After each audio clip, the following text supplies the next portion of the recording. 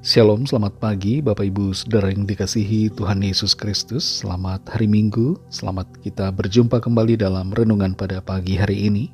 Bagaimana kabar saudara semua?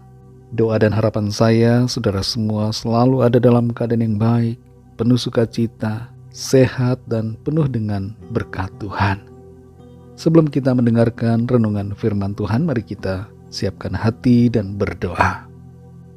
Pagi hari ini ya Bapa, kami datang kepadamu, mengucap syukur, berterima kasih karena segala berkat kebaikan Tuhan. Engkau sungguh baik Tuhan, Engkau telah melindungi kami dan melimpahi dengan begitu banyak kebaikan. Pada saat ini kami mau mendengar sabda kebenaran firman-Mu. Urapilah hamba-Mu dan urapi kami semua, sehingga kami mengerti dan taat pada setiap kehendak-Mu. Dalam nama Tuhan Yesus kami berdoa. Haleluya, amin. Saudara yang dikasih Tuhan, ayat renungan kita pada saat ini terdapat dalam Injil Matius pasal 7 ayat yang ke-21. Tertulis demikian. Bukan setiap orang yang berseru kepadaku, Tuhan, Tuhan, akan masuk ke dalam kerajaan sorga, melainkan dia yang melakukan kehendak Bapa-Ku yang di sorga. Saudara yang dikasih Tuhan, ada kisah tentang seorang anak muda dari sebuah daerah yang tiba di Bandara Narita, Jepang dan menuju ke pemeriksaan imigrasi. Di situ ia ditanyai petugas tentang tujuannya, tempat tinggalnya, keuangannya, dan berbagai hal lainnya. Meskipun ia sudah punya visa, tapi ternyata ada beberapa hal yang tidak memenuhi syarat keimigrasian. Sehingga akhirnya ia ditolak masuk dan disuruh kembali ke negara asalnya. Sangat ironis tentunya bila kita sudah punya visa masuk ke sebuah negara, tapi pada akhirnya ditolak. Demikianlah juga terlebih daripada itu, kita yang percaya pada Kristus, jangan sampai kita ditolak masuk ke dalam kerajaan sorga, karena ada hal-hal yang membuat kita tidak layak. Dalam Matius 7 ayat 21 ini dikatakan, bukan setiap orang yang berseru kepadaku, Tuhan, Tuhan, akan masuk ke dalam kerajaan sorga, melainkan dia yang melakukan kehendak Bapa-Ku yang di sorga. Ayat ini merupakan ayat yang sangat menantang dan seringkali menjadi bahan perdebatan. Mengapa saudara? Tidak lain karena adanya perbedaan sikap dan pandangan terhadap ayat ini, di mana sebagian menganggap bahwa keselamatan disebabkan oleh kasih karunia, bukan karena perbuatan. Sementara sebagian lagi menyatakan bahwa ayat ini mendukung argumentasi bahwa perbuatan merupakan modal untuk mengalami keselamatan. Sebenarnya, perbedaan pandangan ini dapat disatukan dalam bingkai pemikiran bahwa memang benar keselamatan adalah kasih karunia. Namun kasih karunia itu mengubahkan orang untuk hidup dalam kebenarannya. Tidak mungkin kasih karunia Allah itu mengizinkan orang untuk hidup seenaknya dalam dosa. Kasih karunia Tuhan justru memampukan kita untuk hidup benar. Beriman tanpa berbuahkan kebenaran adalah iman yang kosong. Dalam Lukas 3 ayat yang ke-8 tertulis, jadi hasilkanlah buah-buah yang sesuai dengan pertobatan.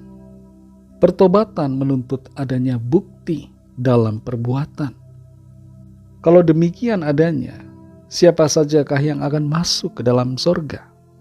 Sesuai dengan janji dan kebenaran firman Tuhan, maka yang masuk ke dalam sorga memiliki ciri dan syarat sebagai berikut.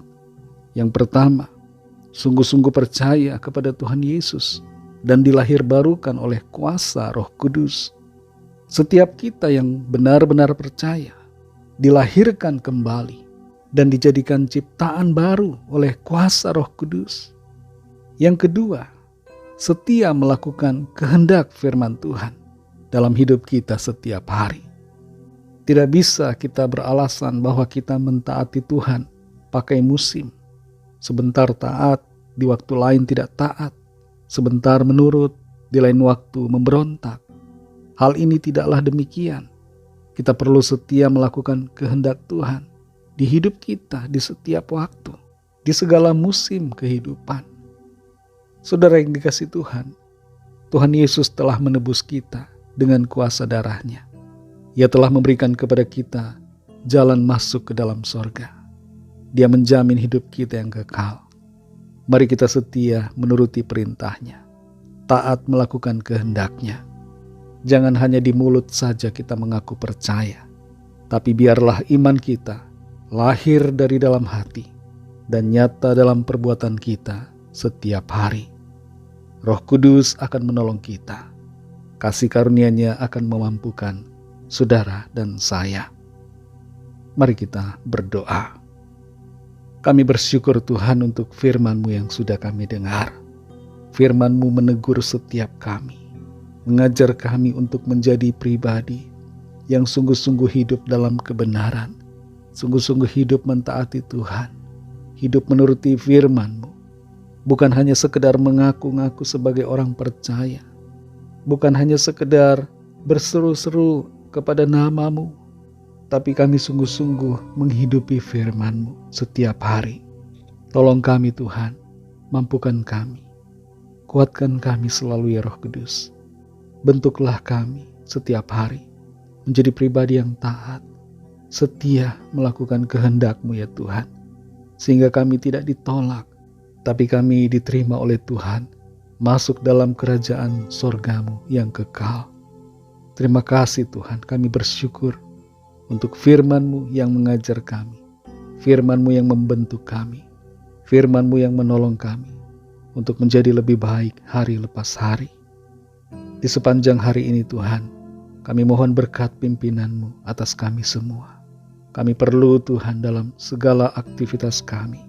Sertai kami selalu ya Tuhan, sehingga hidup kami berkenan kepada-Mu, menyenangkan hati-Mu. Kami berdoa saat ini bagi yang sedang dalam keadaan sakit, yang menderita, yang sedang terbaring di rumah sakit. Kami berdoa agar tangan Tuhan menjamah, memulihkan, menguatkan setiap tubuh yang lemah, yang lumpuh berjalan kembali, yang mengalami kekakuan otot kembali dipulihkan. Tuhan bekerja dan menyatakan mujizat-Mu bagi setiap kami. Kesembuhan terjadi, pemulihan terjadi saat ini. Kami menyerahkan bangsa dan negara kami Indonesia. Lawatlah ya Tuhan, curahkanlah roh-Mu, sehingga setiap orang di bangsa kami mengenal-Mu dan percaya kepada-Mu. Kami serahkan semua ke dalam tangan kasih-Mu. Hanya dalam nama-Mu yang kudus, nama Tuhan Yesus Kristus, kami sudah berdoa dan mengucap syukur. Haleluya. Mari sama-sama kita berdoa, doa Bapa kami. Bapa kami yang di sorga, dikuduskanlah nama-Mu, datanglah kerajaan-Mu, jadilah kehendak-Mu di bumi seperti di sorga. Berikanlah kami pada hari ini makanan kami yang secukupnya, dan ampunilah kami akan kesalahan kami, seperti kami juga mengampuni orang yang bersalah kepada kami. Dan janganlah membawa kami ke dalam pencobaan, tetapi lepaskanlah kami daripada yang jahat, karena Engkaulah yang punya kerajaan dan kuasa dan kemuliaan sampai selama-lamanya. Amin. Terimalah berkat Tuhan. Tuhan memberkati engkau dan melindungi engkau. Tuhan menyinari engkau dengan wajah-Nya dan memberikan kasih karunia. Tuhan menghadapkan wajah-Nya kepadamu dan memberikan damai sejahtera.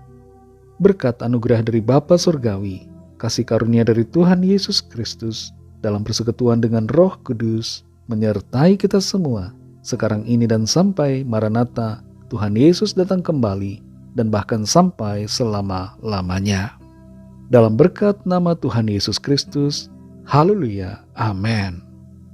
Puji Tuhan, saudara yang dikasihi Tuhan, saya percaya firman Tuhan menjadi berkat dan kekuatan buat saudara semua, dan Roh Kudus akan menolong saudara untuk lebih lagi memahami kebenaran firman Tuhan. Tuhan Yesus memberkati saudara semua. Sampai jumpa dalam renungan yang berikutnya. Haleluya.